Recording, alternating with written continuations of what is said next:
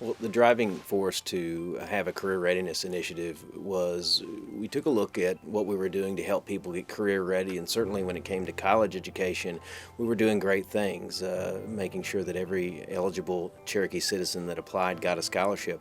But it seemed to me that there was a big gap in terms of people that didn't want to go to college, that wasn't their career path, so we wanted to make sure we weren't leaving them behind. And so we doubled the amount of money that we're spending from tribal dollars on those initiatives to make sure that people can go to trade schools, tech schools, get certification programs to go to work in our growing health system, or get technology jobs so they'll be prepared for careers for tomorrow. So that's what we looked at. We want to make sure that we don't leave any Cherokee behind. That's the heart of that initiative.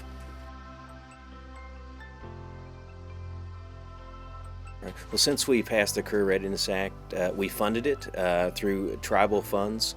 And what we've done beyond that is we've actually had the first class go through the prior VOTEC and graduate, and we're launching opportunities across the 14 counties for classes that are starting in February. So it's great to see not only legislation pass that symbolizes something that's good for the Cherokee people, but to actually see dollars put to work and to see people going into programs, getting training.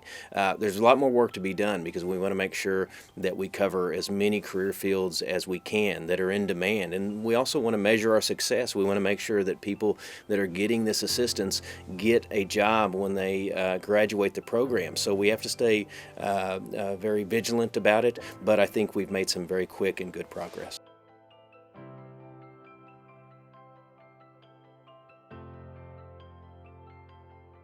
What I hope to see, say in 4 years with respect to the Career Readiness Act, is did we have people that graduated these programs and did they get a job? I mean, that's the end result, is did they get on their way to a career where they're earning good money?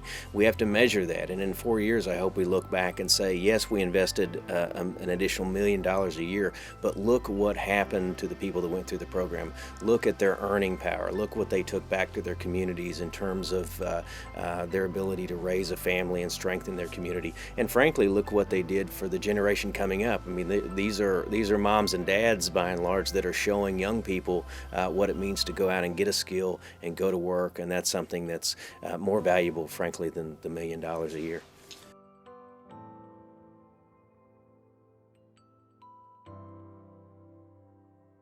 Right. Well, I think whether it's the Career Readiness Act or any number of our programs that help people gain a foothold in the economy or build strength in their families or in their communities, I think what it shows is, yes, these are individual citizens that want to make their lives better, but we have a collective responsibility to make sure they have those opportunities, and that it's in our collective best interest to invest these dollars, because it's not just good for the individual Cherokee, it's good for their family, and if you spread it out further, it's good for their community. If you spread it out even further, it's good for the region. So what I hope other governments look at our success and they say, look, it wasn't just a spending line item in a budget, it was an investment in people and communities in the region. I think that's the way governments ought to look at things. This is a great public purpose, this idea that we ought to help each other get an education.